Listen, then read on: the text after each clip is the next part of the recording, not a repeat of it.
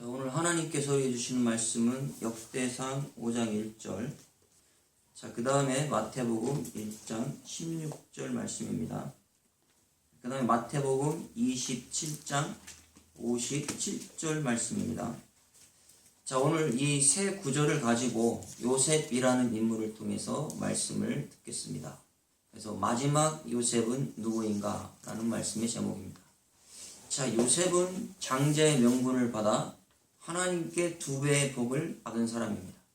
자, 그럼 구원받은 사람은 마지막 요셉이 되어 주님의 재림을 준비해야 된다라는 것을 오늘 말씀을 통해서 이야기해주고 있습니다. 자, 성경에는 많은 사람들의 이름들이 나옵니다. 자, 성경에 이름이 기록되었다라는 것은 하나님의 의도가 있습니다. 히브리 사람들은 이름을 중요하게 생각했습니다. 자신의 정체성이 이름에 포함되어 있기 때문입니다.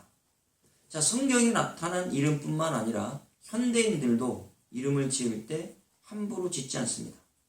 그 이름 속에 많은 의미를 부여하게 됩니다. 자, 성경에 많은 인물들이 있지만 오늘은 특별히 요셉이라는 인물의 이름을 통해서 하나님의 의도를 깨닫고자 합니다. 자, 요셉의 이름을 히브리 단어를 통해서 우리가 알아보겠는데요. 번역된 성경으로 요셉을 알면 큰 의미를 깨달을 수가 없습니다. 하지만 히브리어를 통해서 요셉의 이름을 해석하면 하나님의 의도를 우리가 쉽게 발견할 수 있습니다. 요셉의 이름을 통해서 구약부터 신약에 이르기까지 요셉이라고 하는 이름을 가진 인물들이 어떤 일을 했는지를 우리가 생각해 보는 시간이 되었으면 합니다. 자, 또한 마지막 때의 요셉은 누구인가를 우리가 말씀을 통해서 깨달아야 합니다. 첫 번째, 유다를 통해서 예수 그리스도가 오실 것을 준비한 요셉이 있습니다. 자, 역대상 5장 1절에 자, 야곱의 장자는 르우벤입니다. 르우벤은 장자지만 그의 아버지의 침상을 더럽혔기 때문에 장자의 명분이 이스라엘의 아들 요셉의 자손에게로 돌아가서 족보에 장자의 명분대로 기록되었다라고 말씀합니다. 구약의 율법의 장자는 상속을 받을 때 2배의 몫을 받았습니다. 신명기 21장 17절에 말씀합니다. 자, 어떤 사람에게 2 아내가 있었는데 하나는 사랑을 받고 하나는 미움을 받았습니다. 둘 다 아들을 낳았는데 미움을 받는 아내에게서 장자가 나왔습니다. 미움을 받는 아내의 아들이라 할지라도 장자라면 그 아들을 장자로 인정하여 자기의 소유에서 그에게 2 몫을 주라고 율법은 말씀하고 있습니다. 르우벤은 아버지로부터 2 몫을 받을 수 있는 장자의 명분을 가지고 있었지만 아버지의 침상을 더럽혔기 때문에 장자의 명분을 빼앗기게 되었습니다. 이 장자의 명분이 요셉에게 돌아갔습니다. 자, 그럼 우리는 요셉이라는 이름을 통해서 장자의 명분이 있었다라는 것을 알 수가 있습니다. 요셉이라고 하는 단어가 히브리어로는 요세프입니다. 자, 이 단어가 야샤프에서 왔는데요. 더하다, 증가하다, 추가하다라는 이런 뜻을 가지고 있습니다.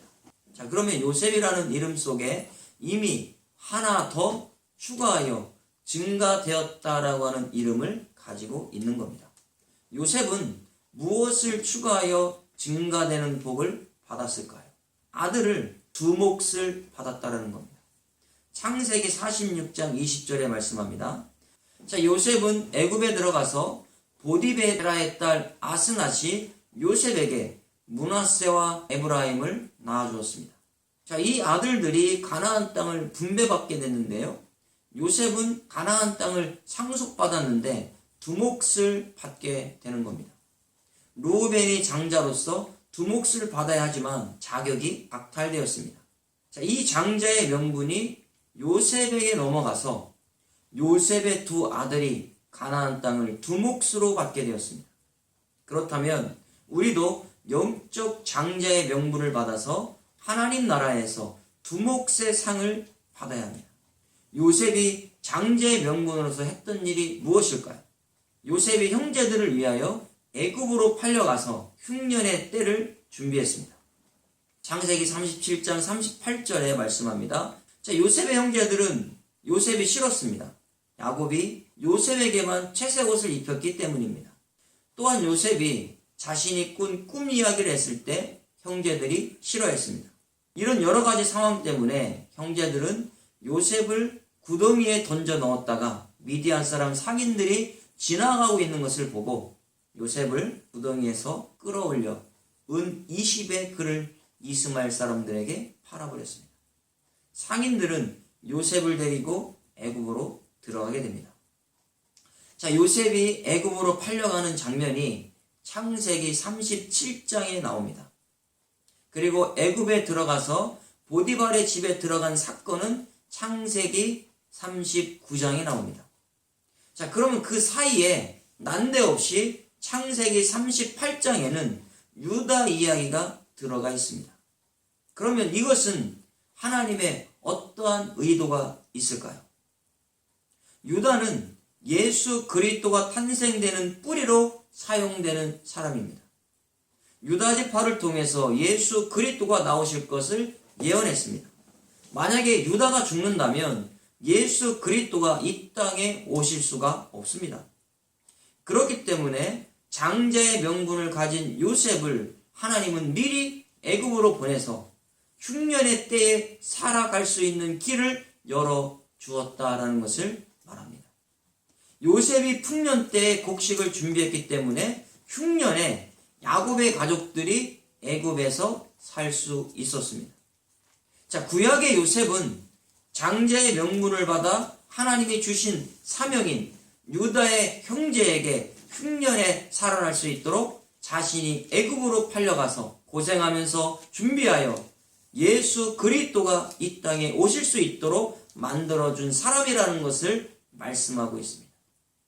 요셉은 하나님이 주신 사명을 잘 감당하여 2배의 몫을 받고 하나님께 상을 받았습니다.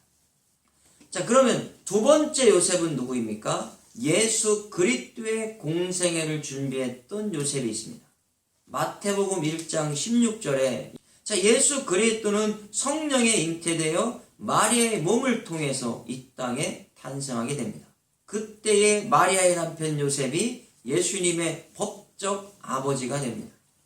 자, 유다 지파를 통해서 예수 그리스도가 이 땅에 오셨습니다. 자, 예수님의 법적 아버지인 요셉은 주님이 하나님의 아들로서 공생의 사역을 잘 감당할 수 있도록 사생의 기간 동안 보호하고 지켜준 인물입니다. 자, 마태복음 1장 19절에 마리아와 정혼했는데 마리아가 임신했다는 소식을 듣고 그 일을 드러내지 않고 가만히 끊으려고 했습니다. 자, 그 당시에 마리아는 율법에 의하면 돌에 맞아 처형되어야 될 중죄입니다. 그럼에도 불구하고 조용히 덮고 끊고자 했습니다. 요셉의 믿음을 우리가 볼 수 있습니다. 자, 마리아의 남편 요셉이 없었다면 예수님은 이 땅에 태어나서 헤롯에 의해서 죽었습니다. 자, 헤롯이 예수님의 생명을 빼앗고자 했기 때문입니다. 자, 마태복음 2장 14절에 자, 요셉은 천사의 지시를 받고 그 밤에 일어나서 아기 예수님과 그의 어머니 마리아를 데리고 애굽으로 떠나게 됩니다. 자, 예수님을 보호하고 키우면서 사생의 기간을 잘 자라게 하고 있습니다. 자, 요셉이 없었다면 예수님은 사생의 기간에 죽고 공생의 기간인 하나님의 아들로서의 사명인 십자가에서 죽지 못했습니다. 예수님의 사생애를 잘 키워주고 공생애를 시작할 수 있도록 도와준 요셉도 하나님으로부터 두 몫을 받는 복을 받게 됩니다.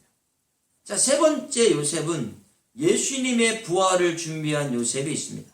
마태복음 27장 59절에서 60절 말씀입니다. 자, 산에 들인 공회원인 아리마대 요셉이 예수님이 십자가에서 죽으시고 난 후에 시체를 가져다가 깨끗한 세마포로 싸서 바위 속에 판 자기 새무덤에 넣어 장사를 지냈습니다. 자, 요셉은 자신이 들어갈 그 자리에 예수님을 장사 지냈습니다. 예수님은 구약에 예언된 대로 부자의 묘실에 들어갔습니다. 아리마대 요셉은 예수님의 부활을 준비한 사람입니다. 누가복음 23장 50절에서 51절의 말씀에 보니까요, 자, 아리마대 요셉은 공의 의원으로 선하고 의로운 사람이다라고 말씀합니다. 요셉은 하나님의 나라를 기다리고 있었던 사람입니다. 부활의 소망을 가지고 있었던 사람이라는 것을 말씀합니다. 이것을 우리가 어떻게 알 수 있을까요? 예수님의 시체를 달라고 했던 것을 보면 우리가 알 수 있습니다. 자, 누가복음 23장 52절에 말씀합니다. 자, 아리마대 요셉은 빌라도에게 가서 예수님의 시체를 달라고 이야기합니다. 유대인들이 예수님의 몸을 부정하게 만들지 못하도록 장사 지내기 위해서 빌라도에게 주님의 몸을 달라라고 요청합니다. 자, 여기에서 시체라고 하는 단어가 헬라어로 소마라는 몸이라는 단어를 쓰고 있습니다. 자, 이 단어는 구원받을 몸인 부활을 상징하고 있는 몸입니다. 자, 보통 우리가 살아있는 육체라는 단어를 쓸 때는 헬라어로 사르크스라고 하는 살, 육체라는 단어를 씁니다. 그런데 여기 아리마대 요셉은 주님의 육체의 몸인 사르크스를 빌라도에게 달라고 요구하지 않습니다. 소마의 몸을 요구했다라는 겁니다.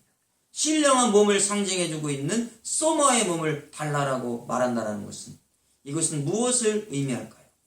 아리마대 요셉은 하나님의 나라를 기다리던 사람입니다.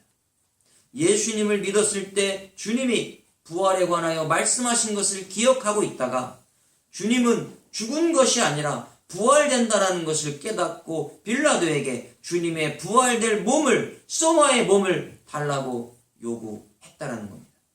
아리마대 요셉이 주님의 몸을 장사 지내지 않았다면 주님의 부활도 없습니다. 아리마대 요셉은 주님의 부활을 준비하여 하나님께 두 몫의 복을 받은 사람입니다. 그럼 네 번째로 마지막 요셉이 있습니다. 그 마지막 요셉이 누구일까요? 누가복음 21장 27절에 말씀합니다. 자, 마지막 요셉은 구원받은 저와 여러분인 줄로 믿으시길 바랍니다. 마지막 요셉이 할 일은 인자가 구름을 타고 능력과 큰 영광으로 오는 것을 보게 됩니다. 주님의 재림을 준비하는 자가 마지막 요셉입니다. 이 세상에 빠져 살면서 주님의 재림을 준비하지 않는다면 마지막 날에 심판받아 영원한 지옥의 형벌에 들어가게 됩니다. 요셉이 예수 그리스도의 길을 준비하여 사역을 잘 감당함으로 두 배의 복을 받았듯이 우리도 마지막 요셉으로서 하나님께서 주신 그 사명, 재림을 준비하는 그 사명의 사역을 잘 감당하여 교회 안에서 재림을 준비하는 자가 되어야 합니다. 주님은 반드시 이 땅에 오신다라고 말씀하고 있습니다. 현재 나는 주님의 재림을 잘 준비하고 있는 요셉입니까? 나뿐만 아니라 교회의 형제들도 잘 준비하게 하고 있는 요셉입니까? 내가 재림의 신앙을 가지고 현재 살아가고 있다면 요셉의 사명을 잘 감당하고 있는 것입니다. 이제부터 요셉의 사명인 재림의 사역을 잘 감당하셔서 저와 여러분들이 하나님 앞에 두 배의 몫을 상으로 받는 그런 축복의 사람이 될 수 있기를 예수님의 이름으로 축원합니다.